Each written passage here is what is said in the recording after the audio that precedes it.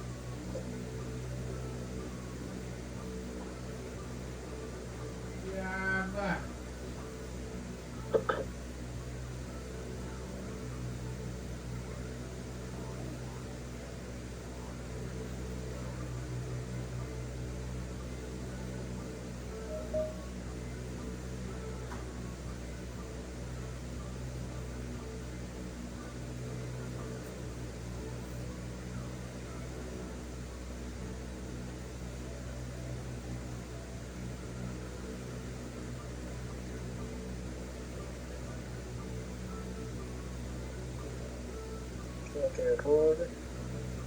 Balik.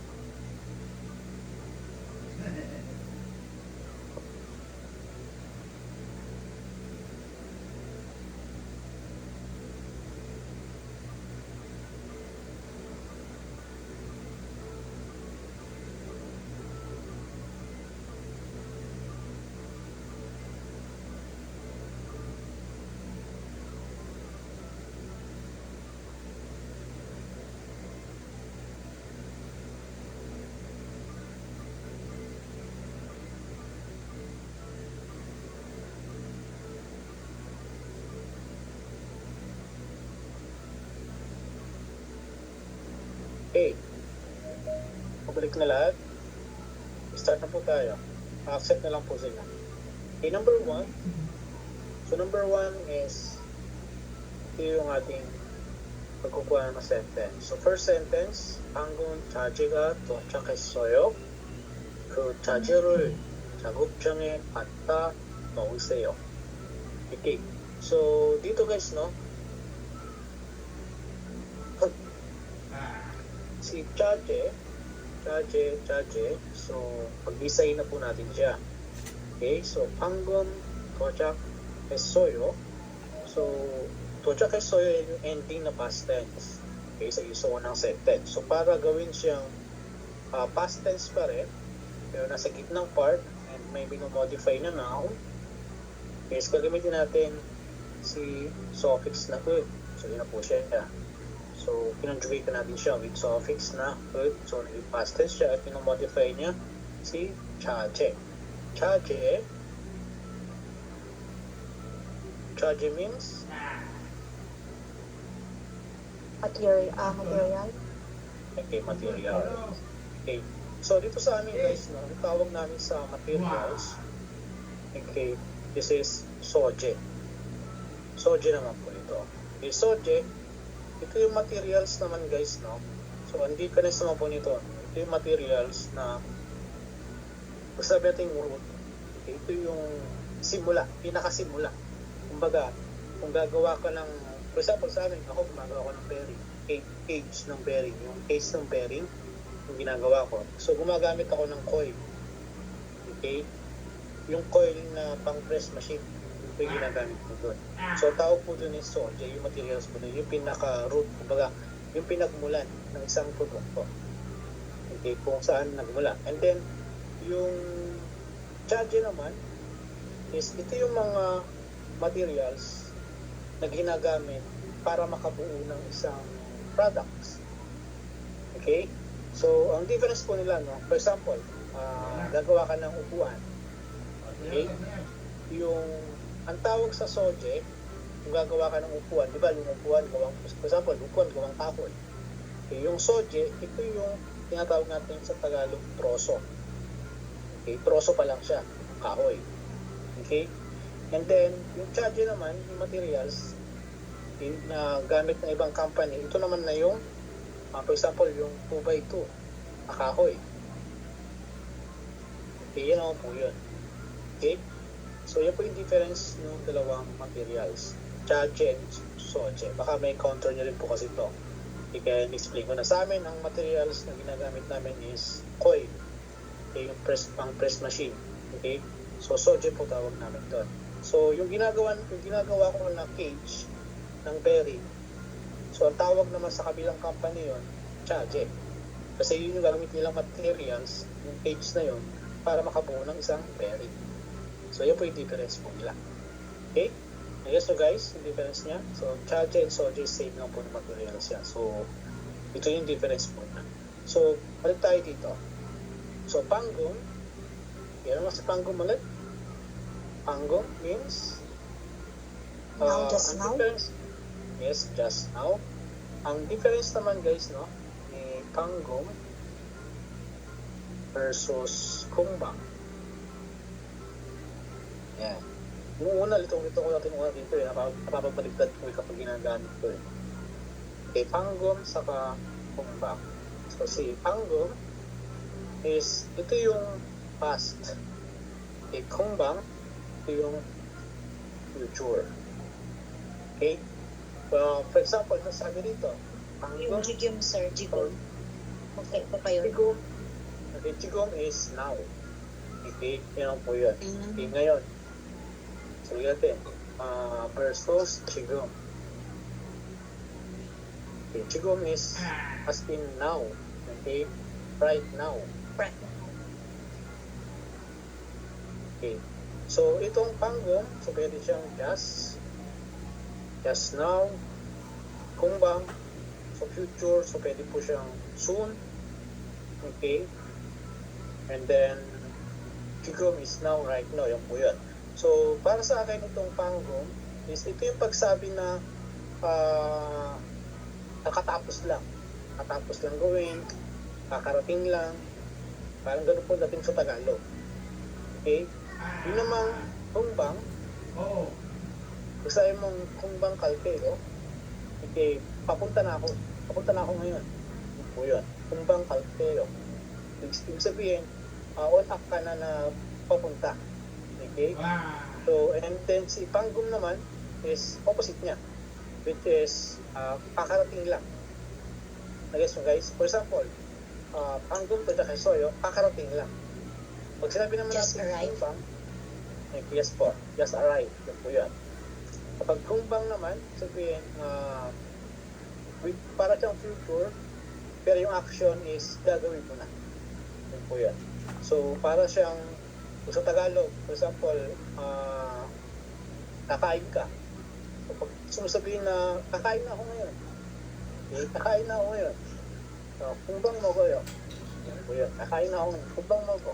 Yan po yan. And then, instead na sabihin mong chigum, okay, pag sabi mong chigum mo ko yun, kumakain ka na. Hindi, ako yung difference po niya. Si chigum is, ito na yung action, ginagawa mo na. Chigum mo ko yun. Okay, pwede mo sabihin na, kung ayaw mo gamitin si chigum, gamitin mo si suffix na ko isoyo. Okay? Yan po yun. Kapag ayaw mo gamitin si chigum, pwede mo sabihin na kago isoyo, chigum kayo. Okay? Ito guys para makuha yung difference niya. Si chigum kayo, saka si kago isoyo.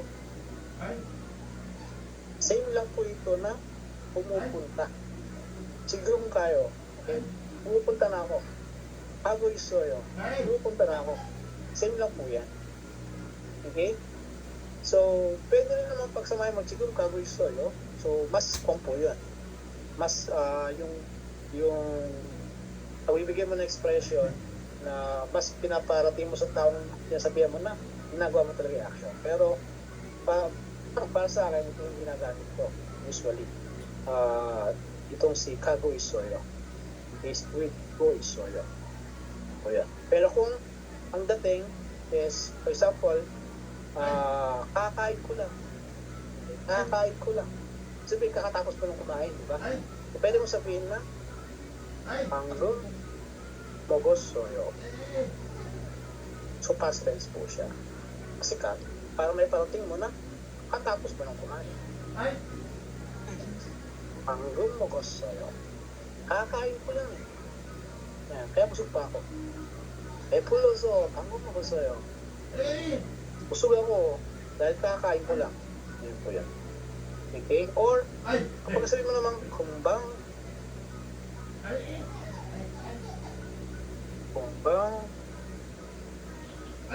먹을 kayo. Mogul.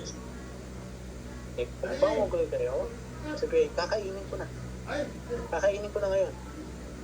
Kumbang 먹을 kayo. Kakainin ko na ngayon. Pangalit, daw. Kumbang 먹을 kayo. Okay? Sir, ano talaga? Yan. 방금 먹었어요. Yan. Then, Uwi na si sir. malapit na. Yung extend na yung visa natin, May 12. May 12 yung aking appointment sa immigration. Okay? So guys, nakuha niyo yung difference po niya. 방금, kumbang, saka 지금. Okay? So, balik tayo dito. Ano? Take note nyo lang po ito, ano? dito, 방금 도착한 자리를 작업장에 갖다 놓으세요. Sabihin po nito is, analyze natin. 작업장에, yan, 갖다 놓으세요. Yan yung ating verb. So, command. So, please, ano si 갖다 놓다? Bring and put. 갖다 놓다. Bring and put. So, please bring and put 도착한 자재를, okay, the materials that arrive, okay, past tense, okay, that just arrive to 작업장, workplace. Okay? So, yun po yun. So, please bring and put the materials that just arrived to the workplace. Yan po yan. Okay? Tama ba yung sagutin nyo, guys? Yes. Okay, number 2. Number 2 tayo. So, dito,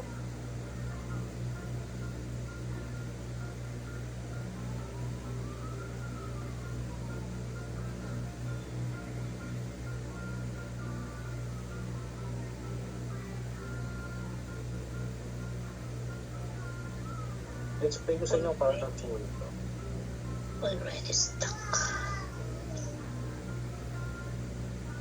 Sekarang ang puro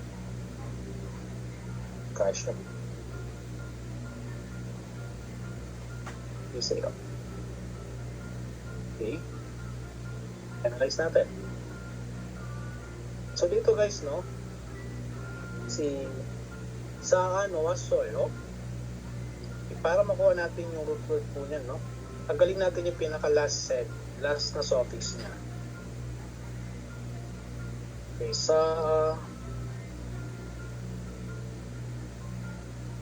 왔어요. Okay? So ito kasi is dalawang verb po kasi ito, di ba?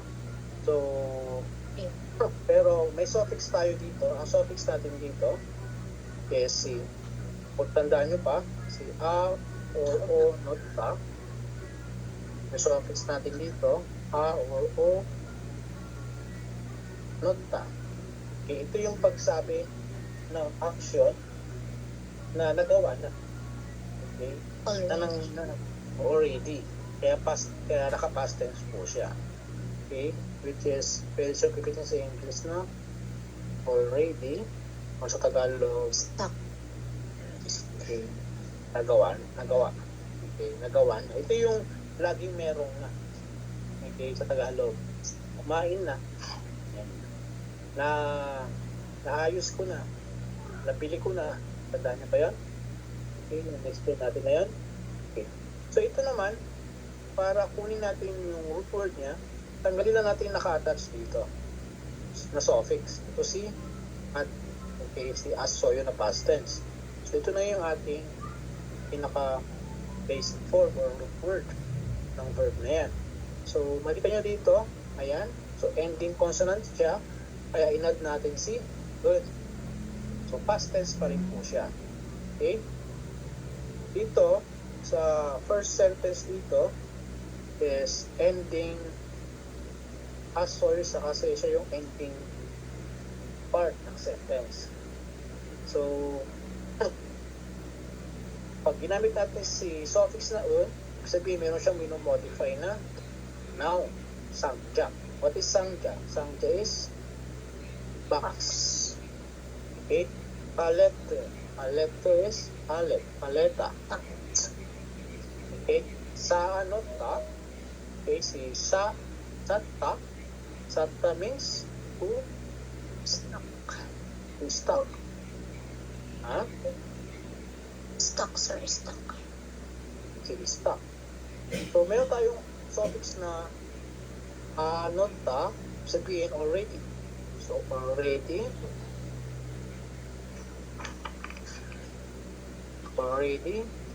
Stock. Okay? And tango. So, meron tayo dito yung suffix na ro. Okay? Tango means warehouse. Warehouse. So, meron tayong suffix na ro, which means by method or means. Pwede siyang gamitin na by or with. With.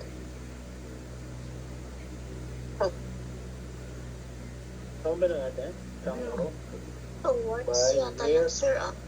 Ha? Towards. Towards, okay. So, Kasi Nina. English is move. Nina. Towards the Nina warehouse. nga! yes po, pwede rin po siya. Okay? Dati Kasi kakakain lang ro yan. is pwede siyang gamitin as a destination. Okay? Towards, to, work, workplace, a warehouse.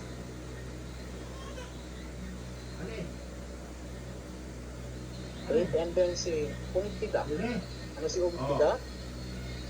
To move. Umpida means to move. So, meron tayo nakalagay na suffix na seyo. So, please move. Okay? Yan po. Please seyo. So, please move. Ang alin?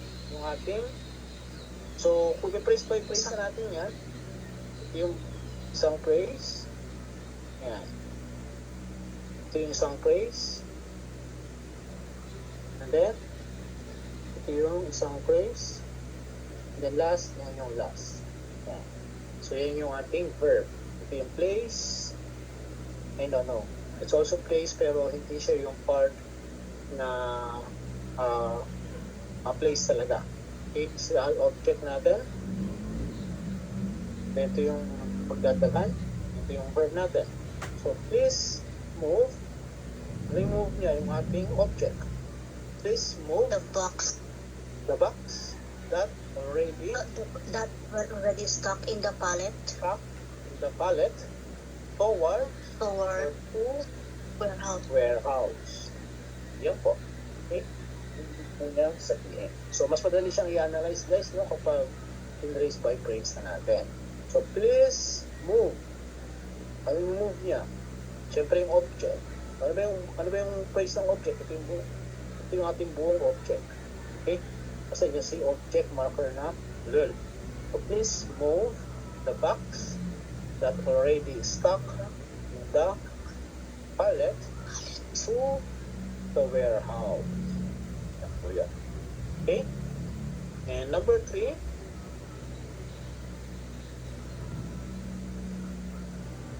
tama ba guys? Sagot ninyo? Yes, sir. Tama ba yung sagot ninyo? Okay, may message si Akio.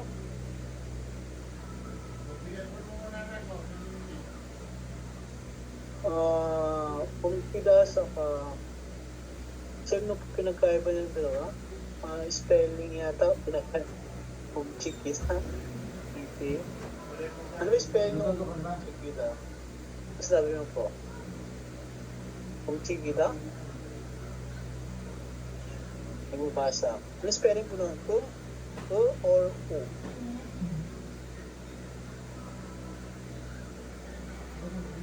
Akiyo.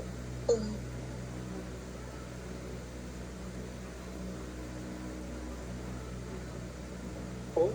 Sir, Oh. Ano yung spelling ng ano yan, sir? Nakita ko lang siya sa tawag dito. Nakita ko siya sa conversation lang po, tsaka sa Bokod Steam. Nahanap ko nga yung isa, hindi makita eh. Ah, ito yung Conversation. nakita-guess ko na. Okay. Sa English kasi guys, no? Okay, yun na kaya sabi ko sa inyo guys eh. Okay, kung kita, okay, and Kumchogida, tama ba? Spelling ko? Kumchigida. Parang ganun, sir. Opo. Nakita ko lang sa conversation. So, parehas sila na to-move. Nakalagay po tayo pag translate nyo sa mga translation. Itong to-move na ito yung paglipat. Okay? Ng isang bagay from point A to point B, ganun po. Okay? Kumbaga, lilipat mo siya sa kabilang side. Itong si Umchogida, so madalas to gamitin pag sinabi sa'yo na Umchigi Masayo. Okay? Umchigi Masayo, sabihin, huwag kang gumalaw. Okay, do not move. Okay, yun po yung move po na ito. Okay? Yung kasi madalas yung may sa mga Korean, huwag kang malikot. Parang ganun po. Okay, for example, merong inaayos, huwag masyadong malikot kamay mo. Okay, pag sinabi niya ng sonon o chigi masayo, huwag masyadong igalaw kamay mo. Yun po yung move na yan. Okay, nag-guys yung move na ito. Ito yung physical movement. Okay, yung move na ito yung paglipat ng isang bagay. Ito nung move na ito yung physical movement, yung paggalaw. Okay? So, yun po yung difference mo.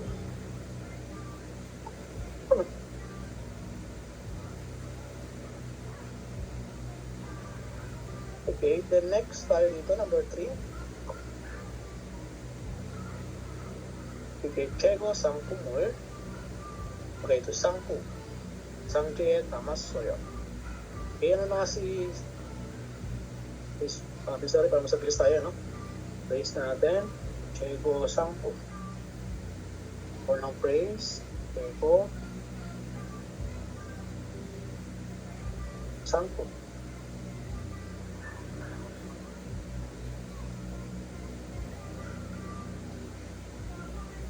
And next phrase, Sangjae.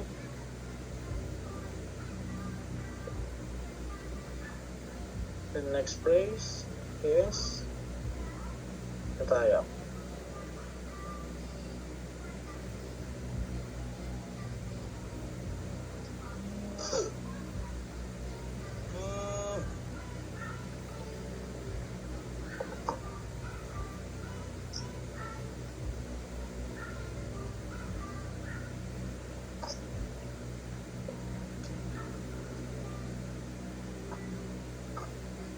Wait lang guys, no?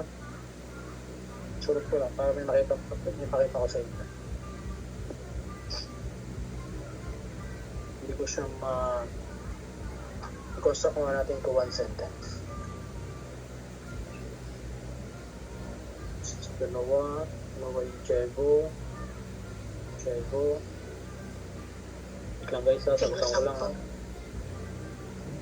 Wait lang guys, need kong i-remove ko isa. Need kong i-remove to. Remove yan. Then start with Sangja.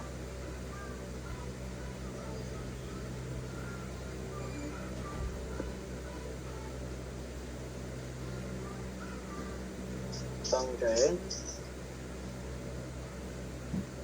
Amon Chopo. So ito yung kanyang modified na noun.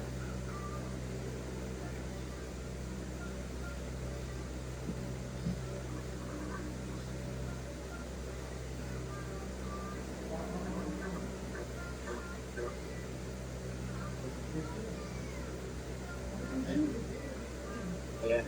Okay? So ito guys, kapag i-combine natin sila sa one sentence, tatanggalin natin yung magkaparehas. Okay, for example, dito, first sentence, second sentence. Ano ba yung magkaparehas dito? Chego sangpum, chego sangpum. So tanggalin mo na po yung isa para hindi po siya redundant. Yes, no guys? So ngayon, ito na po siya. Sangjae, kamo chego sangpum을 차에 실었어요. Okay? So, phrase by phrase natin. First phrase, then another phrase. Hanggang dito kasi ito yung ating object marker. Kaya hanggang dyan siya. And then, may place marker ulit dyan. Ayan. And then, yung ating verb. Okay. So, dito sa first sentence, tamassoyo. So, nanggaling siya kay tamta. To put in. Okay, tamta is to put in. Okay, take note nyo guys. Anong differential kenota? Na-discuss ko na ito. Anong difference niya? Tamta yung Para silang puput in. tamta sa yung ano, fill it up. Ay, yung tamta. Yes, para siyang to-fill. Okay, parang pupunuin mo. Okay, yung paglalagay. Okay, kailangan, kumbaga, marami kang ilalagay, hindi lang isa. Okay, si nota is Just mga put. isang bagay lang yung ilalagay mo. Just, parang ipasok mo lang yung isang object. Ganun po siya. Okay, si tamta is merong lalagyan na malaki. Kung saan marami kang pwedeng ilagay. Yun po yung secrets po niya. Okay? Salamat po sa ano. Ito po pala, yan po, constant nasa. Yes po. Okay? Ayan po yan. So, ngayon, kalagay dito tama soyo. So, conjugate natin with suffix na un. So, root word natin, tam. Hindi consonant, kaya yun ang ginamit. Kaya tamin. So, sabihin, past tense na rin yan. So, ano yung past tense ng to put in? Puted? Tama ba? Put lang, sir. Put. Okay? At yung ano So, siya, put? ano ba yun? Exemption. Yes po. Sorry guys, mental sa English eh. So, Chego is inventory. Okay, Chego. Tango naman is warehouse. Chego is inventory. Sangpum, nabi ko kanina, sangpum is another term for product. At Okay? Ito yung products na naka-display na. Kumbaga nasa tindahan na. Yung Jepum is products na galing sa factory. Okay? Na ginawa. Manufactured. manufacture. Sa isang factory. Yung sangpum, naka-display na sa tindahan. Yung tinatawag ko yan. Okay, kumbaga, ready to display na. Okay? So, tamon, kaya sangpum을 to put inventory products. And then, sangja. Sangja is box. Cha is car. Car. Okay, and shirossoyo. Shirossoyo, Load. saan ang galing yan? Sita. Okay, so yan yung vocabularies from book 1. Okay? Chitta. Nasa book 2 rin, Yes. sir. Nabukto rin siya. Okay, to load. Yes po. So, dito- Parang ano siya ni Puja. Ano ba yun? Ano ba yung isa? Yung to load. Ay, to load. That is, how dito? Sa urban naman kasi is to transport eh. Ay, isa, yung chokjet. Okay, si chokjet. Oh. Si chokje, okay, is also same as pag ito naman si chokje, may meaning dito ito na to load, pero ang difference niya is maayos na pagkarga. Okay, kumbaga isasalansan mo. Okay, yung pagkakarga. Itong si Shitta na to load, basta ikarga mo lang. Ilagay mo lang sa sasakyan. I-load mo lang sa sasakyan. Chokye, pag sinabing chokyehada, okay, action. Okay, chokyehada, sabihin, iayos mong ikarga. Yan po yung dating po niya. Okay, pag shifted, just only load lang. Okay, may ibang taong mag-aayos dyan. Ganun po yan. Okay, so dito, shift na po is irregular. So, pachimdi, si dito. So, pag kinonjugate yan, di ba, kapag si D is pag kinonjugate with a or oyo, okay, si D is magiging L. Di ba, irregular yan. Explain ko sa inyo yan, no, sa conjugation. So, magiging shiroyo. Same siya ng conjugation ni tutta. Tutta, budisen. So, pag kinonjugate yan, si D nagiging L. Yan nagiging royo. Okay? Yan po yung difference po niya. So, dito, so, ibig sabihin, load. Ayan. Okay? So, meaning, okay, load. I load or pwedeng inutusan. Okay, load. No. Ano ikakarga niya? Yung object natin. I-load the what? Load the products. Okay, load the inventory. Okay, that put in the box to the car. Okay, kung baka sa Tagalog, ikarga mo sa sasakyan ang inventory na nakapak sa box. Yan po yun. Okay, pwede sabihin pack din, no? Kasi, ibig sabihin nito, nailagay na kasi put. Okay, kumbaga, naipax na. Okay, kaya pwede siya gamitin as pack. Okay, kasi past tense sa guys ko eh. Pag sabi natin tama soyo, sabihin, nailagay na. Nag-guess to guys? Tama soyo. Yes po. Okay, nailagay na. Okay, so sys or load the inventory that pack in the box to the car.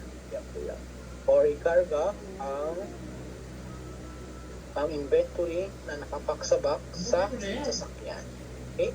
Yan po yung number 3 natin. Tama ba? Sagutin nyo guys. Ayan. So yan po yung phrase by phrase na pag-analyze. Para hindi kayo mahirapan. Okay? Para hindi marambol yung inyong pag-analyze. Number 4. Ayun na, matatawag ako. Patayin na yung number 4. Sinong pwede sumagot? Ha? Volunteer. Sino pwede sumagot? Sa number 4. Number 4 is sabi, 제품을 방종치로 사지 않았어요. 그 제품은 녹슬 수 있어요.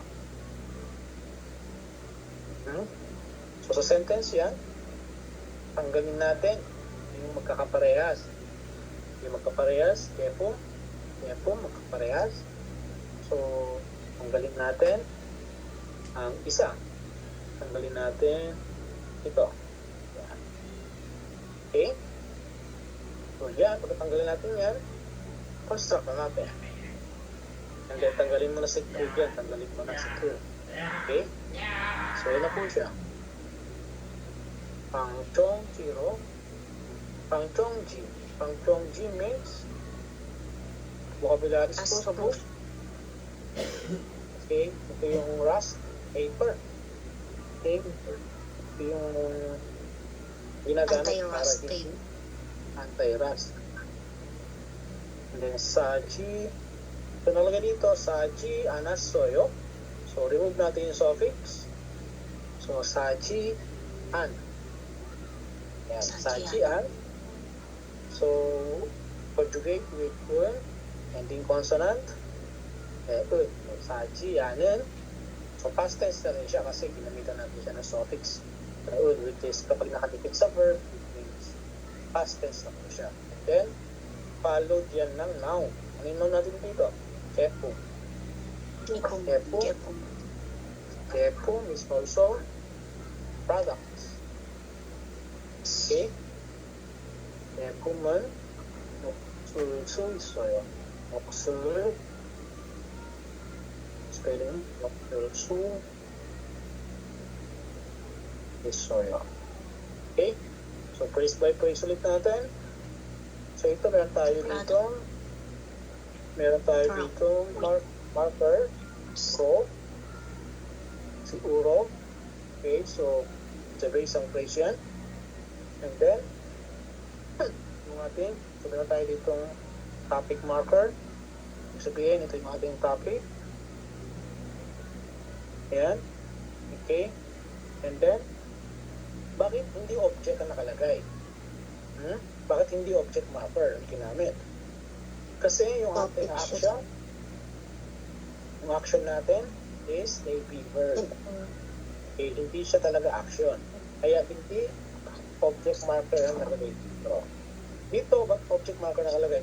Kasi nga po, di ba, sabi sa inyo kapag may action, yung verb natin is may object yan. Kapag ang action naman, o yung verb is non-action, is soyo, sabihin, that is, wala tayong object na marker na gagamitin. It's either a subject marker or a topic marker. So, ito ginamit si topic marker. And then, yung ating last phrase is uksul su isoyo. Yan. So, analyze natin. So, pangchongji means brass paper. Okay? 사지않은 제품. So, 사지않은. So, analyze natin yan. Ang galing kay Sada. Sada, dalawang meaning yan. Unang-una, that is cheap, mura. Pangalawang meaning niya, that is corrupt. Ang nakalagay dyan sa book is to pack. Diba? To package. Diba? Yung nakalagay dyan sa book. So, pero similar siya kasi similar word siya ni Pujang Hada. Okay, yung pag-pack. And then, meron tayong suffix na Jianta dyan. Si Jianta. Ano si Jianta? Huh? Jianta means... Ha? Not. Okay. Jianta is also means not. Okay? So, ang difference po nito, ano? For example, no? Si suffix to guys, ha? Si anta versus an. Ayan. Same lang po ito na meaning ay not. Okay? Not. So, for example, not eat. So, not eat, yung sabihin natin, an baboyo. Okay, another way, guess the root word, no, plus G, anta. Okay. So, imbis na anta ilagay, conjugate mo na siya sa present tense. G, anayo. Kuya, anayo. So, same lang po yan. Guess nyo guys? Yan po. So, dito, ibig sabihin, not rough. Ano ba yung past tense ng not? Okay, not rough na lang. Okay, not rough. Not rough. Tepong is products. Ito yung products na nasa factory pa lang. Tepong. Okay, kasi tepong ginamit. Yung kanina, sangpong, ibig sabihin wala na sa factory ito. Okay, ibig sabihin nandun na sa warehouse. Yung kumbaga ready to sell na. Tepong ibig sabihin nasa factory pa lang ito. So, nuksul suisoyo. So, nanggaling yan kay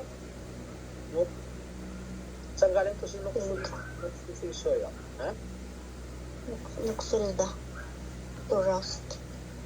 Okay, so nanggaling siya kay Nuksulta. So meron tayong suffix dyan. Ano yung suffix na meron dyan? Lagi nyo pong i-check guys kung ano yung suffix na meron. So, andyan yung suffix na Suita. For Suita means that is can. Can. Okay? For able. Yan yung mga ability, kayahan, or kaya, Tagalog. Pag opta, opposite. Okay, cannot. Yan, able. Okay, not, no ability. Yan po yun. Okay? So, nuksulsuisoyo, sabihin, can. Sabi niya, yung meaning ng nuksulta is rust, so can rust. Or possible na mag-rust. Rust is kalawang. Okay? So, yan, ma-analyze na natin. So, ang ating topic, ayan po. Okay, Sachiyanan Jebong. Ibig sabihin, the products that not drop uro. Meron tayo ditong uro. Yung sabihin natin, gamitin yung by or with. Yan po, yung suffix natin. Sa method. The products that not drop by rust paper or with rust paper can rust. Sa Tagalog, ang produkto na hindi nabalot ng rust paper ay pwedeng mangalawang. Yan po yun. Sabihin yung number 4. Ano ba ibang sagot? Continue basing the product that was not dropped with rust paper can rust. Okay, very good. Easy. Perfect. And now we will go to Korea. Ay, Korea. Okay. We will go to Lang sa vocabulary book. Ha? Let's go to Korea book. Yeah, so Korea book muna. Okay, so vocabulary 2 is about shipment. Okay, ito yung management ng mga i-deliver na. The shipment, sabi guys eh. Sinabi natin tsura is ito yung pag-ship na. Okay, ng products. So,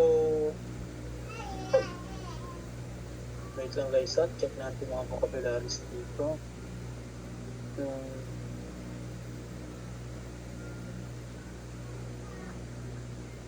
Pura.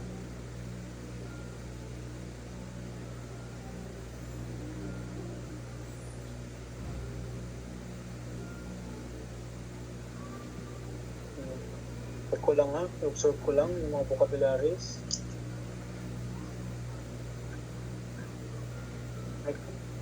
Halos ko naman sila. Okay, halos wala naman, tama naman yung mga translation sa English. Okay, so una, to receive, that is ikohada. Pag sabing ikohada, ito yung pagpasok guys, okay, yung product sa Tagalog. Pwede rin siya may mean to receive, pero hindi ito yung to receive na tatanggap ha, na same ng padta. Okay, pero yung similar word niya, pero literal meaning po kasi ng ikohada, ito yung pagpasok. Okay, pagpasok. It is also siguro pagtanggap din, pwede rin pagpasok. Okay, ng goods. So, ito namang Mulyo Chango, okay, ito yung warehouse. Kumbaga kung saan ini-stock yung mga materials at yung mga finished product na po, Mulyo Chango, warehouse. Si Chulkohada naman, opposite ni Ikohada. Si Ikohada is ito yung pagpasok. Si Chulkohada naman, ito yung paglabas, okay, ng mga products. And Komsuhada, to inspect. Okay, to inspect ito, this is to inspect, sabi natin na, quantity. Okay, pag sabing quantity, ito yung bilang. Okay, kung tama ba yung bilang. So, ang difference niya, meron tayong tatlong meaning ng to inspect. So, baka may encounter niyo po kasi ito eh.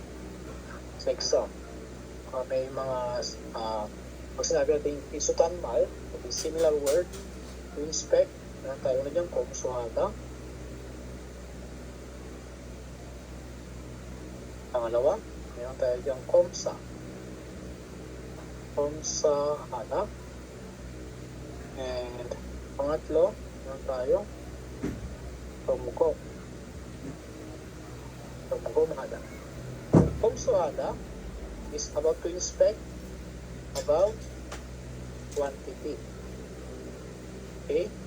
And komsahada is to inspect the quality. O yun. And from komhada is ito yung to inspect facilities. Okay, facilities yung mga for example, yung mga makina, yung mga dormitory, yan. Nakaraan, meron kami inspection, so CHOPCO, ang tawag po doon, inspection sa dormitory. Kung mga facilities or mga buildings, facilities and buildings, at reminding na po ang term ko pag inspection is, ang i-inspect is yung mga building or mga facilities or mga makina. Kapag yung quality ng products, komsahada ang action plan. Kapag quantity yung bilang, yung suryang, is komsuhada. Okay? The next is to transport. Okay, to transport is ito si Unbanhada.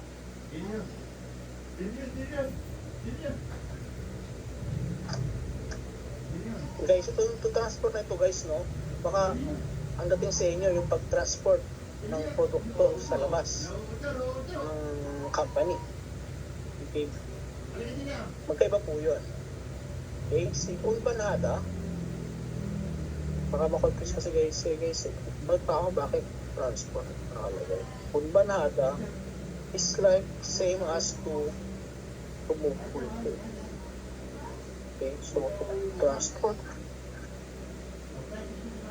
Ang to Parang transport po lilipat lang kasi, siya. yes po. Ang Parang to transport po transfer. kasi, ang to transport po kasi is unsonghada. Ito yung to transport or yes po, to transport or Nasa vocabs 1 po siya. yes po. Ito yung kumbaga, nasa biyahe na transportation na ito, yung product, unbanhada. Okay? And, yan po yun, difference. Yung unbanhada is to move lang, kumbaga, nasa loob lang ng company. Kumbaga, saan kasi ito transport eh. Okay? Ito namang si unsonghada, ito talaga yung meaning ng pag-ship. Kumbaga, nasa biyahe na. Okay? Biyahe na. Ready to ship na. Okay? Kumbaga, nasa biyahe na mismo. Unsonghada. Yan po yun. Kaparehas po ito ni ang difference niya man kay peso saka kay pedal, iba kay pesong hada. Yes. Ito naman pesong hada is personal, a personal equipment. Kapag yung mga parcel, itong usong hada is about sa company. Okay, po mga factory. Yan po yun. And, hindi ko bang control dito? Okay. So, dito guys, na-to-ship po ito. Churahada. Yan. Ganda po itong mga vocabularies na ito. Hindi pa kayo dito guys, sa mga meaning na nakalagay sa kanya. Bakit parang pare-parehas, di ba? Nakapalito nga po eh. So, churahada, from the word chura. Okay, shipment. Yan po, chura. So, churahada. Sabihin niyo po ito, to ship. To ship, ito yung kumbaga papaalis pa lang. Okay, papaalis pa lang sa company. Churahada, papalabas pa lang ng company. Okay, pero yung part na ito, ang difference naman niya dito kay Tulguhada, okay, di ba, to take out goods dito, ilabas din ito, ano? Ito, pag sabing Tulguhada naman, hindi pa ship lang siya, hindi siya ship. Kumbaga, ilalabas lang siya sa warehouse. Okay, nasa labas lang siya ng warehouse. Itong si Churahada, na to ship, ito yung paglabas. Okay, pag-ship ng products. Si Unsong Hada, ito yung pag-biyahe na. Yung pag-transport na. Okay? So, para siyang meron dito guys na, sa kapal namin kasi ng ito, una, yung proseso ng sa shipment. Okay, una, ilalabas sa warehouse. Ikakamata muna dyan sa gilid ng company. Kung i-ready. Ayan na po. Okay? May ready na. Yung mga ready to ship na yung mga ilalabas. Then, i-inspect na po yan. Ibilangin na yan. Ang naka-assign. Ang tawag po sa amin din is tamdam siya. Yung person in charge. Magbibilang. So, kapag nabilang na yan, okay, so that is, ikakarga na po yan. Okay? So, ikakarga na yan. Yan, gamit ang shipda or chokyada. So, pagkakarga na, so, ang tawag ko po doon, pag umalis na yung sakyan, okay, so, sa company, Churahada. Ito is Churahada Isoyo. Sabihin nun, is papaalis na yung ating shipment, yung ating yung products. And, kapag naman nasa biyahe na, yung ating products, Unsong Hago Isoyo, sabihin, nasa shipment, nasa transportation na, kumbaga, nasa transport na yung products po.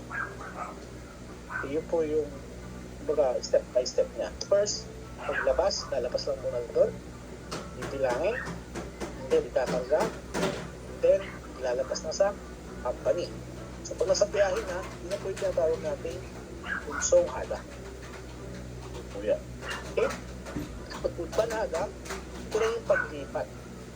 Pero isang tumugin po. Paglipat ng products. And then, load, dalawa yan, Shita sa Chokyada. Merida, pagbaba.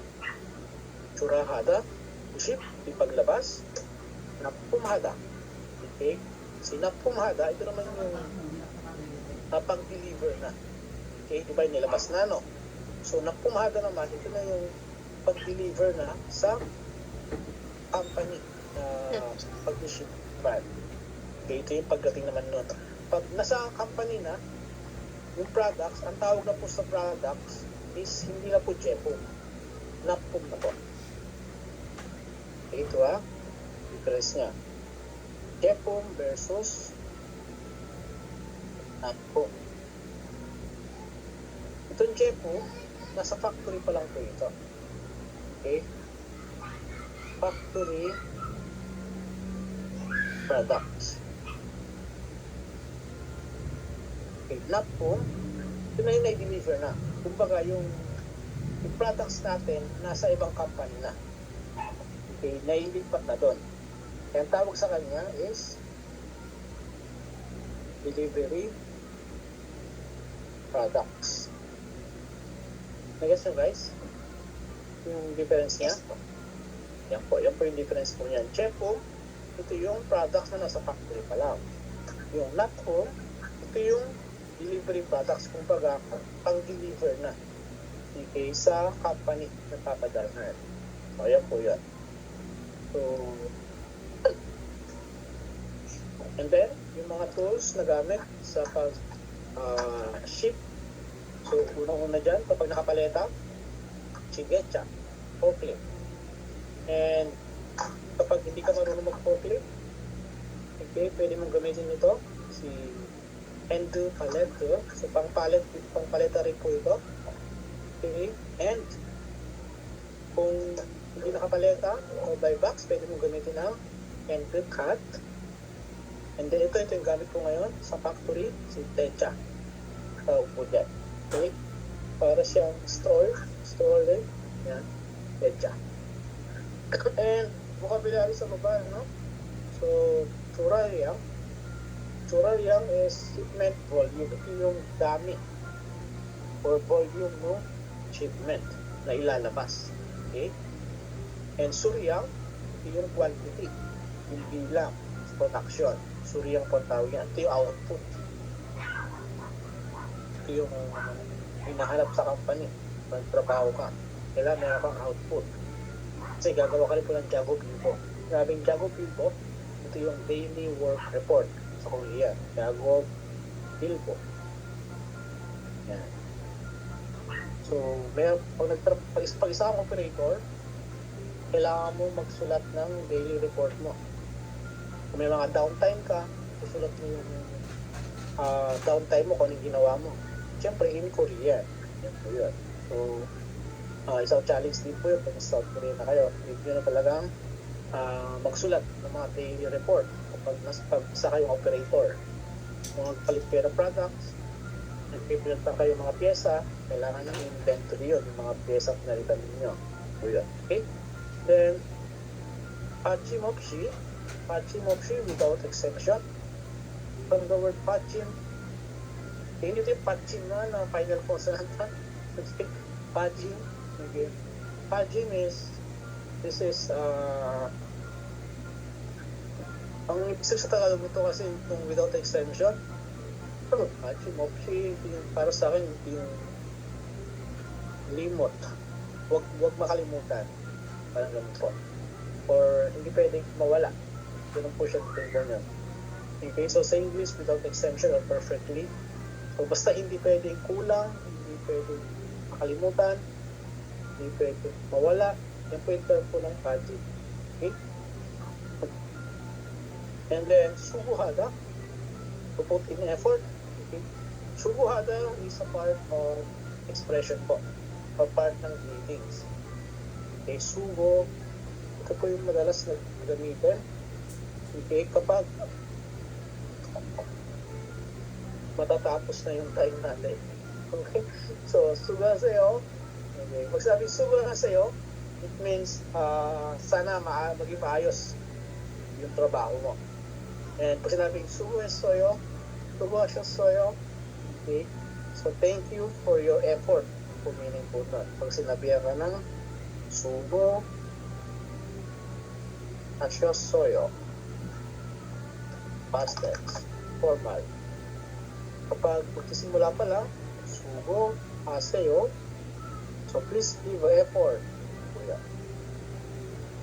So, part din po ng greetings po yan, subuhada. So, pupunta na effort. Kaya pag sa company na yan, pag sinabing sugo aseyo, so, sana maayos na maging trabaho mo. And then, yung suwa soyo, pag pauwi na, kaya sabi sa mga co-worker na Korean, salamat sa iyong effort. Yan po yan. Suwa soyo. So guys, ganoon talaga. Kulang yung time natin. And hindi natin si pwedeng bilisan sa dami ng vocabularies na kailangan yung lalo yung mga vocabularies dito na medyo iba yung meaning, yung translation niya sa English, kaya need natin i-explain pa. So, hindi ko sinabot. And itong get naman guys, no, na suffix is meron